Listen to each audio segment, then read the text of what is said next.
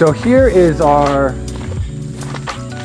center where we bring visitors and we hold permaculture courses 5 times a year, usually with about 12 students. What do you got growing up here? This is Biriba. So we have a good, here's a green one. Biriba, nice. Yeah. They kind of fruit throughout the year. And then a little bit of Mamoncino right up there. You can barely see it. They're still green. Like this was a herbal spiral. You know, we had like all this natural medicine here, but then the gotukola took over, and then we took the gotukola everywhere in the farm, and she did not like it. She died really almost everywhere, or like barely grew, and so we just keep planting it here, and then it just, you know, it took over, and then now all the other medicinal plants are just like left behind, and this one that was spread everywhere, it just started flowering, which I've never seen before, and I see this like everywhere in the beach. I just never seen a flower. So. And what is all this stuff growing below it? So this is the gotukola, you know, this little leaves right here. This is really good for brain development and heart diseases also.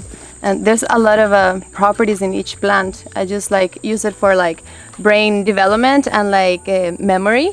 So we just take these and make it into, we dehydrate them and make them into powders with other spices, and we just mix a little bit with other spices and just add it to the food. Nice. Yeah.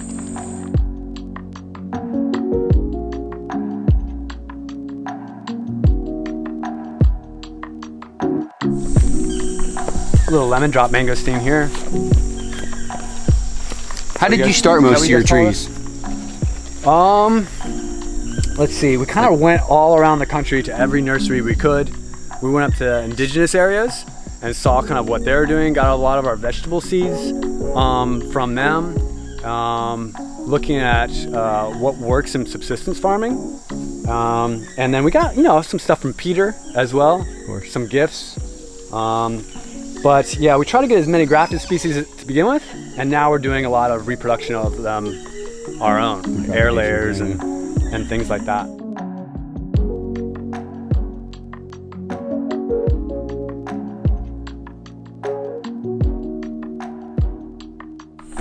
So all of our structures at Finca Tierra are made with bamboo, all bamboo that we grow either on site or right at our neighbor's place. Our neighbor has a 30-year-old clump of guadua.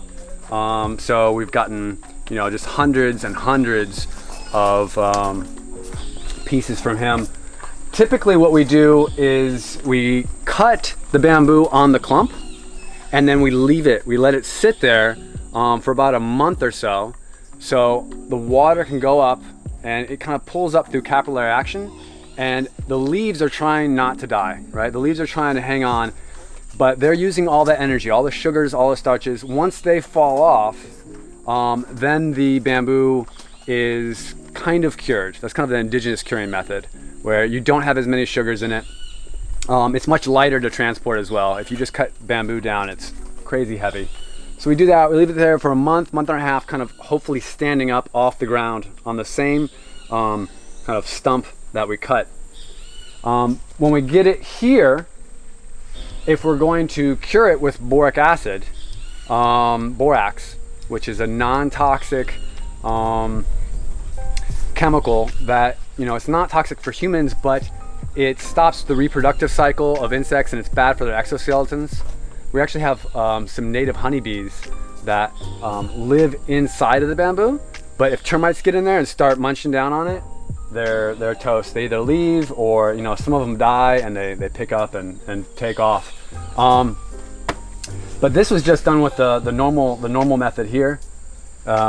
If we use the borax treatment, we drill 2 holes in each internode, and then we submerge it in kind of a tub we make. We get some greenhouse plastic and kind of make like a nice long tub, and get a bag of boric acid and mix that up with water, and then submerge it for a few days, and then take it out. So anything like real permanent, like our kitchen, our bathroom structures, we all did with boric acid. And then everything else, basically, that's not 100% permanent, you know, just experiments, we just do with the natural curing method. How old's this structure This now? structure is like maybe 2 years old, and you know, it's a lot of split bamboo, and we use that a lot for our roof. Our house is all split bamboo ceiling, our kitchen. We also use it for flooring. You'll see in our cabins we have the walls, the floors, everything's bamboo. And you know, a structure like this, really almost all of our structures, we just used a machete. The only power tool we used was a drill, electric hand drill. Everything else is, you know, hand saw, machete, and hammer. So this is our bamboo kitchen.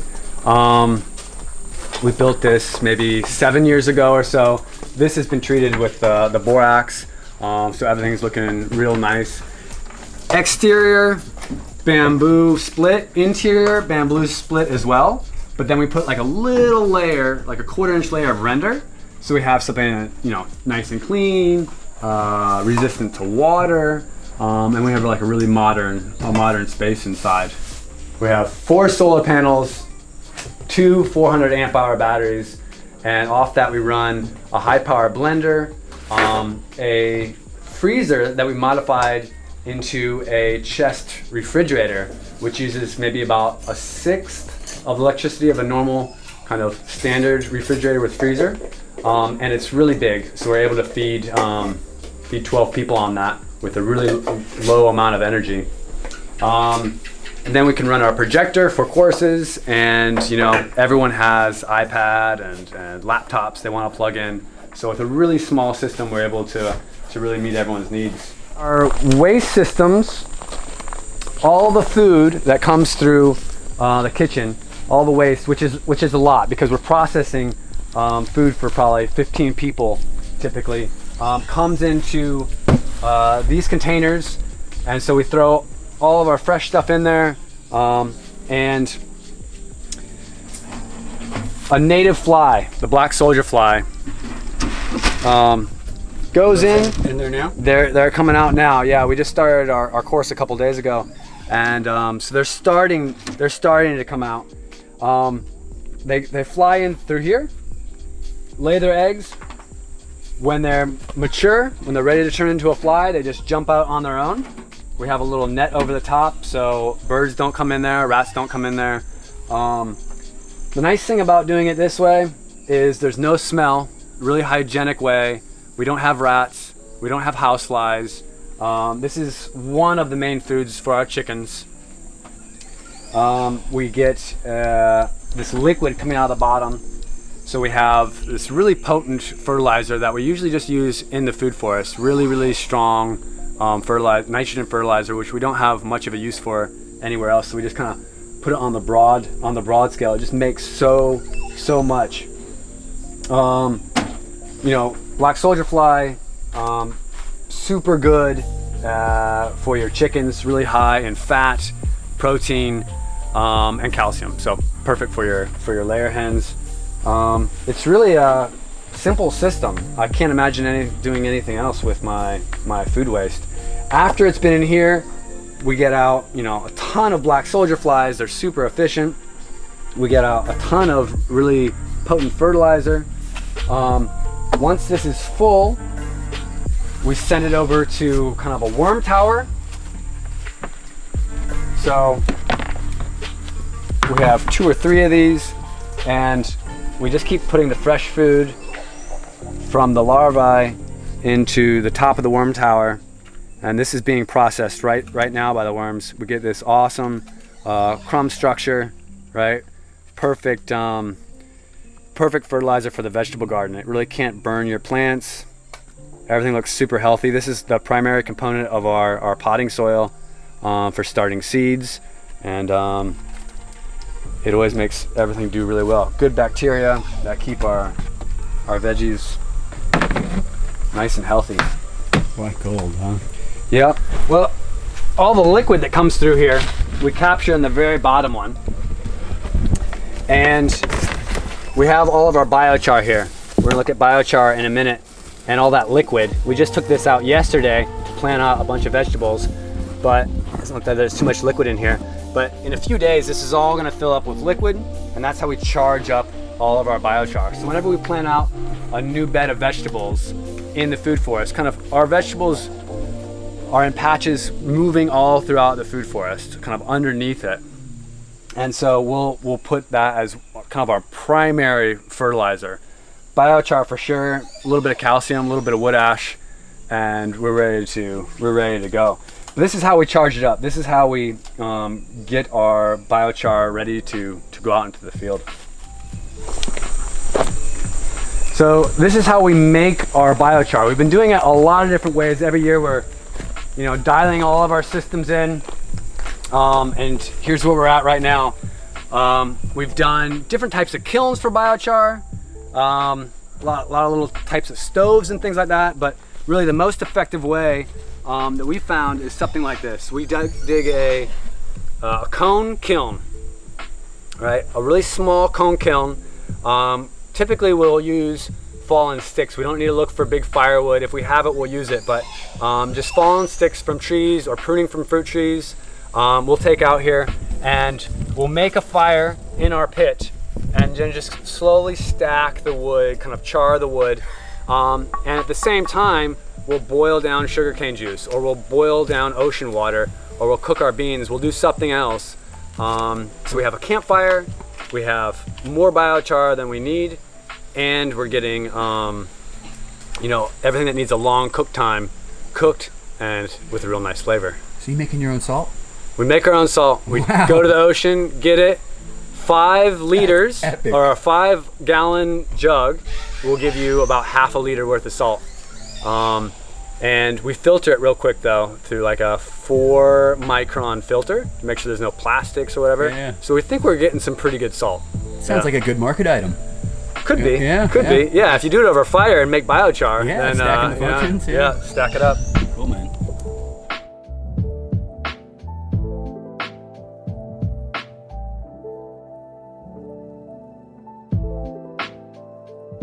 They just started. This is the Oro pendula. Oh, this is the. Oh. There they are, yeah. And they're called Oro pendula, or the translation would be golden pendulum. To make that noise, they kind of have to go all the way down and come back up. And right now, the males are building the nests. They just started those nests this week, maybe 4 days ago or so. So they're almost done. They're almost done. Every day they're out there getting all the material, weaving this amazingly intricate nest. And they're making those noises, calling the ladies over to come check out their progress. Yeah, and by next week they should be starting to be put to use. Nice. What is this? Your peanut trick? So this is how we plant peanut grass. We planted, close to 10 acres on all of our paths throughout the 10-acre forest garden. We planted peanut grass. So usually we get a piece a little bit longer than this, maybe like a foot and a half. Double it up once, maybe double it up twice, something like this. Go find make a little hole with your finger, and then try to get like 75% of that wrap up inside the hole. Just a couple leaves sticking out, and that way it doesn't dry out because you have most of all the energy of it is in the stem. And what we do is we just make lines of that on all of our paths, every foot apart. Every foot we pop one of those in, and then in a couple months it starts to take its place, and we just keep opening that path up a little bit more until it really makes like almost a complete ground cover. It reduces our maintenance by quite a bit, so that's why we love it. Weeds come through it, but instead of having to chop the area every month or two to make it look good, it might be like every 3 or 4 months. It really it's not getting that overgrown at all in a bad way. We love having biomass there, but we don't want it to get too out of control. And it loves phosphorus, and one of the main nutrients that we don't have on this site is phosphorus and calcium. And so we need to have a nice full ground cover, or else everything's gonna get washed through. Mm-hmm. So every time we cut it, right, you're releasing all that phosphorus, all that nitrogen, and that can go up into the tree. Any excess is being stored by that. So yeah, I think it's one of our main keys. That's our canvas.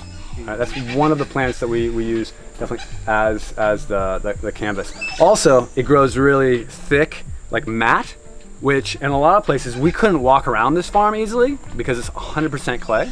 We couldn't walk around unless we had kind of this mesh, else we'd be slipping everywhere. So super important for access and super important for nutrient cycling in the humid tropics.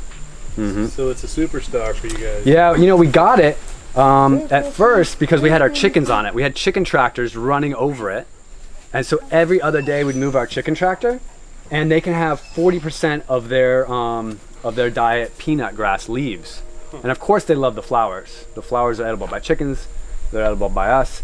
And that's how we first got it. And when we saw what it was doing, it was really going nuts because it's so much phosphorus in the manure.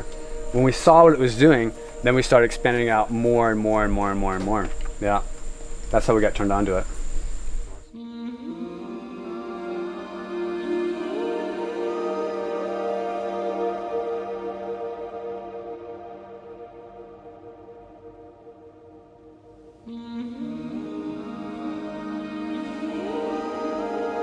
Yeah, our bunkhouse, yeah. So this is if I came and took a PDC here. Kind of our overflow housing. We also have private cabins as well. This is kind of our camping situation. Okay. This is one of our bamboo structures. This is actually the first one that we built. We used no power tools on this one. No power tools. This is the first thing we ever built out of bamboo. It's probably like 8 years old maybe now. And still going strong. No curing, just the traditional drying method. Sawed up the lumber on site. Real traditional method of putting posts in For the legs. So then, you know, they don't last more than maybe 7 years or so, but to change them out, each one we can change out in a couple hours really. We just dig it out, kick it out, you know, have it supported on either side, and then put a new one in. And that's an indigenous trick. I mean, we really try to look at what indigenous people are doing, mimic that, and see if it worked. So if you're a private person, this is the on-site cabins for the PDCs then, if they wanted to rent like a private cabin, you're saying? Sure. The Nice. first people to sign up for each course get a private cabin. Oh, is that how it works? Yeah, it's just Okay. Early Early sign bird up gets the worm bonus. type of thing. Okay, nice. Here are our bathrooms. I guess we can go check out the compost hot water while we're here. Cool. This is where everyone does their washing up in the morning. We have shower, toilet, shower, toilet, shower, toilet. Water, you know, normal toilets, but they all go to a biological filter based on charcoal. So we're able to. So that's pretty cool. I know a lot of people aren't all into these composting toilets, so Yeah, yours well, here actu- we have plenty of water. Okay. What we need to do is figure out how to cycle through the nutrients and how to kill any pathogens. So we have, you know, I don't have time to explain it fully, and you really need a diagram. But it's called a biodigester, but it's not really a full anaerobic biodigester where you're capturing the gas. Yeah. Really, what it is it's a septic tank that has a really big charcoal filter in it, really big biochar filter in it. Yeah. And then the waste coming out of that then goes to this really big banana pit with vetiver grass. So we're just soaking it up with a fruit. Banana's giving us a ton of biomass for mulching around, and it's a type of banana that's good for cooking, and so it's one of our favorite bananas. And it produces, I mean, most of the time it'll have 7 racks of like 100 pounds worth of bananas on it. It won't stop. Yeah, it's called a Java Blue. Oh, really? It's a yeah. blue Java. Yeah, the ice like cream the banana. ice cream banana. Yeah, nice. But we like it, you know, cooked kind of like as a potato, Yeah. because it doesn't have that banana flavor. Yeah. Nobody knows it's bananas. This is our hot water compost system. We have a cubic meter of leaf and leaf material and green grass. So it's usually about 70% leaves, 30% green grass. Every month we kind of chop our road, our private road. And so we get at least a cubic meter of material off that. We just rake up the green grass, rake up the leaves, put them together, water them in, And inside here we have 100 meters of 3/4 inch irrigation pipe going around.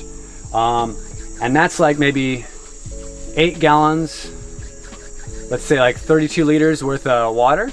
And then we have 1,000 liters worth of compost, 1 cubic meter worth of compost. So it's kind of endless. It's kind of unlimited. So really, it's like for our insta heat. students. This is like insta heat then. Insta heat, yeah. So Wow. a cold day, a rainy day, you have hot water. It goes for about 2 weeks to a month. Sometimes you can get up to 6 weeks if you're really good. Guaranteed 2 weeks even if you get your ratios a little bit off. Yeah. But usually it'll give us a month, and every month we do it. Is that just the thin black poly I'm It's seeing? it's Really? it's like a $20 poly pipe. We have this for our students, and we have one at our house, and that supplies more than enough compost for all of our veggie production. So another kind of stacking thing. We gotta cut the grass anyway. Might as well rake it up, get hot water, and get vegetables. Yeah. and making compost. Yeah. Wow. That's So awesome. it'll maintain at like 120 degrees. Cool, man. Yeah, for about a month. The old cabin. We're gonna move these. They're not in the best. They're not in the best shape right now. Like they're not like the sexiest they could look. But I think it's a really interesting example of growing tilapia. Very easy in our climate. In our climate, this is what we found. We've been doing these experiments for, I don't know, probably about 5 years now. We've been experimenting with native fish, native crayfish, and tilapia, and trying to figure out which ones work and how we can kind of do something like our black soldier fly environment, where we just create them the right habitat and make sure they have their needs met, and then we get a product out. So these are our ponds. This is where we're at so far. We have some here, we have some next to our house, but they have 25 tilapia in each one. We have our breeder tilapia in another pond, and we just take out 25 babies, we put them in here. We put in the duckweed, which can double in size every 2 or 3 days in our ponds by our house that don't have a bubbler. So we found if we don't have a bubbler, the duckweed starts to do really well, where it is growing as fast as they can eat it, right? So it's basically keeping it covered, and they're eating it. Here, we put it in every couple days, but they eat it all. So the bubbler has to go. We've been experimenting at our house. They don't seem to have any problem with that. We have almost adult tilapia without any bubbler, and everything's fine. And then where we started was we got a light trap, right? We got a light trap here, has a UV light and a little fan, and that shoots bugs in at night. And so at night, you'll see the whole thing is covered with bugs, right? And then in the morning, they're all gone, right? Sometimes I'll come out at the end of the day, and all the tilapia will be lined up there in a line, waiting for the next one to come in. But they can't see them at night, so they kind of all float around. At night, in the morning, they get them all. But then we noticed there were tadpoles in the ones that had the light traps, and no tadpoles in the ones that didn't have the light traps. And then we realized, well, we could hear the frogs, right? Just like going berserk every night. So we realized that we might not need the light trap. That was kind of our connection to nature, to make a system where we didn't have to feed them. We've never fed our tilapia. We've never given them anything at all, because we're trying to just make a system that is, circular. But how do we get something in there? How do we connect to the natural environment to grow it, right? We found that all we need is to let the frogs come in. They come in, they put their eggs every night, and the tilapia eat that. And that is how they've been growing. So the tilapia, excrete their waste. Any waste fertilizes the duckweed, and the cycle continues. Duckweed can be a complete food for the tilapia. Yeah. Chickens too, right? You give it to the Chickens too, I guess, if you yeah. dry it, yeah. But this is a system. Now we're going to move these far away, because we found we don't need to do anything. But every few months, go get some baby tilapia, put them in a pond, pop on the date, and then come back when we're ready to eat, as opposed to having them so close to our living areas, because they're making a lot of noise. Another thing we were worried about is we always had them below a water source. So we have a spring, and this is connected to the spring, but again, that was moving the water around too much, didn't seem necessary. and so just another good reason why we can move them to somewhere else, kind of like zone 4 or something, zone 3, you know. Nice. And these Put 'em are out somewhere lined else. ponds? They're lined. We just need to find a food safe liner. I think one of the real reasons that we don't need to keep it full with water, of course, is our humid climate where we have almost no evaporation and we have enough rainfall, so they never dry out. So you're not adding water ever? We're never adding water. It's all rain fed. This is all rain fed now. It used to be spring fed, but now it's all only rain fed. And I think that's the big advantage of using the plastic, because everyone's concrete ponds I've seen, they leak, so you have to have a water source, and they cost, you know, $500 or $1,000 to make this round thing. This costs us like 40 bucks. We need a little bit of plastic. We need a little bit of mesh to keep all the animals out, the raccoons out, really anything. We'll eat your tilapia, anything. We'll eat your chickens. How deep are they? How deep are these little ponds? Are they 2 foot or so? Yeah, about 2.5 feet, 2.5 maybe a meter. You don't need to go any deeper than a meter in the tropics. If you go deeper, things will kind of start to rot down there. It's going to ruin the water quality because the fish aren't going to go down that far. Not enough oxygen. Yeah. And you use the fill to just make the circle pretty much, Yeah, just to level it out. to level it out. Nice. Yep, yep. So we dug this. I mean, this is going to take 2 people, maybe in the morning to do something like that. And we have 3 ponds over here, each with 25 fish. So we have 75, and then we have over at our house 75. So we have, you know, 150 fish. Every 9 months to a year, you kind of get that harvest. We're trying to get on and I'd have a couple fish a week is the idea. And I think this is a no maintenance system in our climate, in our specific location here next to the jungle.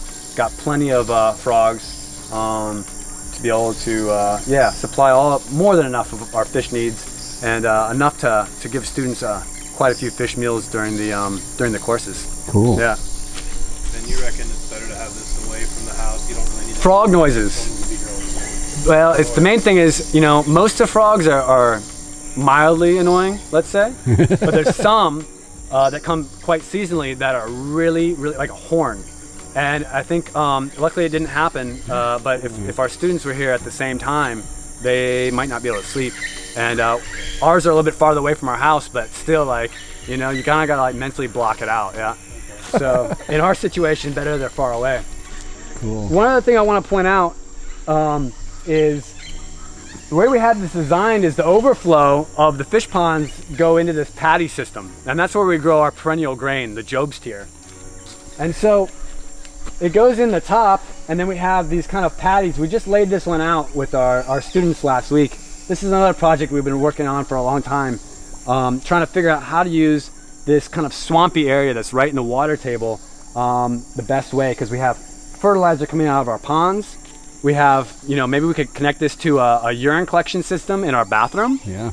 Because grain, we found, if you can foliar feed grain with urine, it just goes berserk. In this soil type, I mean, that's the difference between not enough corn to eat and a couple applications of like award-winning corn.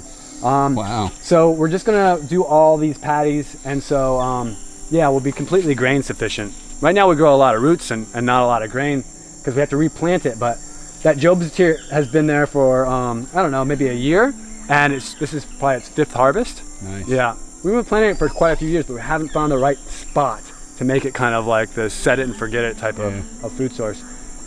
Good chicken feed as well. I just want to show you guys our pineapples. These again are planted in shade cloth because it's really difficult trimming around pineapples. So we were like, we really need to find a way, just like with the veggies and stuff, like how do we make this so we only plant it once and then come back and get in there one time to take out the pineapples, but we never have to be cleaning in their vicinity so we don't get poked. And so it's this really close density. We kind of just studied what the plantations do. Really, really close density. Here's one just popping up. They're all starting to come now. Each one has 150 pineapples. So there's like, we always have 3. So it's like, you know, 450 pineapples, plus we are starting another one. Since this one's harvesting, we're starting another one. We're gonna take the pups off this and plant them over there. And these things just kind of rotate through the food forest. Wherever there's sun in the food forest, we can put one of these beds that just keep moving along. Yep. So Nice. they're off. People are always like, what do you do with 450 pineapples? But you know, we especially when we have people here, we're eating quite a few pineapples a week. And if you get too many, which you will, because oftentimes they'll fruit kind of all at the same time. Yeah. Pineapple wine, right? I mean, Nice. perfect. You know, that's not a problem for us. We know exactly what to do with that. Ian, while we're on that subject, I know we spoke about it off camera a little bit last night. Like, you guys produce almost everything you need for yourselves and Yeah. for those 6 classes that come in every year, Right. right? We try to do all the calories. You know, like we try to do a complete diet for 15 people. That was always the design. Anna and I started doing it for ourselves, and then we just kind of expanded that out to 15 people or so. So we do oils, we do the salt, we do flours, we make banana flour, we make yucca flour, we make breadfruit flour, a lot of other flours as well. Oils from coconut. We have a lot of avocados. They're not all fruiting yet, but we hope to be making avocado oil as well. It's just kind of the same process as the coconut. What else? What else are we making? Well, wines. So we make honey wine, we make a raw rum, and then maybe we'll have a mojito. I don't know if you guys You've want been before you teasing me leave. about Yeah. that one. I don't know. I heard something yesterday. Yeah, so make our own, make your own mojito. Yeah, we do, we try to just, anything that we buy from the store, we try to make sure that we can figure out how to grow that. Coffee, chocolate, yeah. Wow. Try to do everything. That's awesome. At like that scale. All right, so this is Sashi Inchi. Sometimes it's called Peruvian peanut. Really high omega-3, really fatty nut. We just take this out, roast it, and then take off the shell, and you have something that is really nice, similar to a peanut, but really fatty. And the nicest thing about this in the tropics is you start getting nuts in 6 months because it's a vine. And this has been here for like 5 years, and we have a long trellis of it, and it produces buckets of this stuff. Perennial, yeah. It's probably 7 years old, I think. Yeah. Wow. That's awesome. Yeah, it just keeps going. This is some coffee. This is our coffee starting to flower up real nice. Here in the Caribbean, it flowers all year long. So you have red beans on the plant, and you have flowers on the plant throughout the year. And this is the original type, and it grows really tall, so you have to kind of bend the plant down to harvest all the coffee off. So as in original, like the native. Yep, that's Nice. what everyone in this area was using. I think it's a type of Robusta. People told us it wasn't going to taste that good roasted, but for me, it tastes amazing. It tastes better than anything. Yeah, I'm really happy with it. I think it's all in the roast and the fermentation, really. Yeah. This is one of our taro patches. We have a large taro patch here, a large one up top over there on the other side of that passion fruit vine. And then running down, we kind of have more and more taro root patches. Kind of hard to see maybe from this angle, but this supplies a lot of our carbohydrates. We kind of grow it in a swampy area, and that way, this is one of the main staple crops that we planted, Anna and I, when we first started. And it just is, it's unstoppable. As long as you can have a swampy place, it even grows in brackish areas. It produces these giant roots. You guys might have saw some last night, but we get this size roots out of there, and there's always food here. My favorite part about taro is there's always food. When you're ready, you can on-demand crop it, as opposed to yucca or sweet potato, where you really have to get your timing right. This stuff just goes, and we've put a ground cover of peanut grass under it, so we really don't have to get in there very often to clean it up. So it's pretty much one of those things where you just set it and you put it in the right place and can forget about it and just go down there and harvest it. I like it. Set it, forget it, thrives Set it, on forget. neglect. It has to do that. Yeah. Wow. Yeah. That's always the goal, isn't it? Sweet. What do we catch off of? All of our roof. We catch water off the whole roof. We have our storage shed back there, which has all the material for the farm and kind of all of our stuff that we need to store, right? That comes off, goes into a big 5,000 liter water tank, and the water tank is just above the height of our sink. So it's all on gravity pressure for our sink, for our toilet. And then above our bathroom, you see there's some pipes there. We have another water tank, 2 more water tanks. And our bathroom is basically concrete, so they're holding up those water tanks inside of our house. And that's right above our shower. Our shower is over here in this corner, kind of comes down. The water actually comes down and comes to either the compost system, or now we're experimenting with this solar, this really cheap solar system, again with the black irrigation pipe, and just a used hot water tank. We just insulated it up, and it works, fantastically. It costs like, well, cheap. It's all that's recycled, so it costs zero. I guess we had to buy a couple connections, but a couple bucks. And so the water off of that small roof over there actually supplies all the water for our house. These 2 roofs, 70% of the water we didn't know what to do with. We actually took it down, and we have like a rainwater swimming pool. Wow. Yeah. And so that's nice. Every time it rains, it's a complete flush. It's like 6,000 liters. It's a really small, like, plunge pool. Nice. And so every time it rains, that's completely fresh, new water. Typically, we keep a couple water plants in there, and we have 1 little fish for like mosquitoes or. Wow. Yeah. So like, really, really nice. Really easy, no maintenance. So Ian, I mean, you're on a 10-acre farm, no irrigation. No irrigation. You throw 6 huge classes a year. Yep. And you're taking no water from a spring, no water from a well. We have a spring, and we made an emergency well, but we just don't like the water quality. Just kind of emergency situations, because we just love the rainwater, the quality of the rainwater, and we don't have to pump it. We don't have to think about it. There just is water. That's awesome. And here in Puerto Viejo, the weather distribution of rain is so even that we just need a couple tanks, really. It's pretty cheap, and no maintenance systems. But I wanted to show you guys the filter, like the absolute #1 necessity for harvesting rainwater. After this, you can do a couple other things, but I just want to show you the basic one real quick. Yeah. I mean, you have no trees over your house, so there's still a lot of things to worry about filtering, or I guess the leaves can blow really. in. I mean, for drinking, we try to make sure we have a 4-micron filter, so no bacteria, no viruses can pass. Okay. I know people that just drink it straight. They've done it for a long time, no problem. But especially working with people that aren't used to our, climate here, all the organisms and things, it's best to make sure that it's really, really, really safe. But this is just what I wanted to show you right up here. It's a screen that is at a 45-degree angle coming off of our gutter.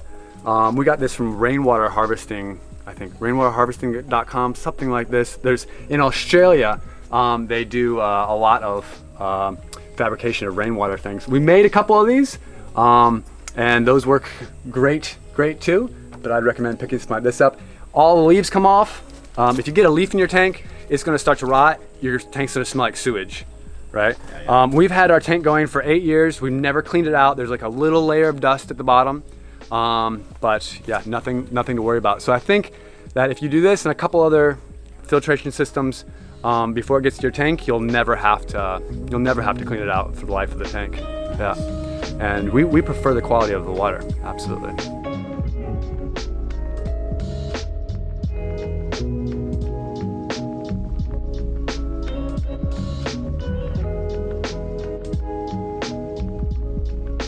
All right, guys, Finca Tierra, pretty epic site, pretty awesome classes going on here. I'm really impressed with Ian's work, and thank you for your tour and time, my friend.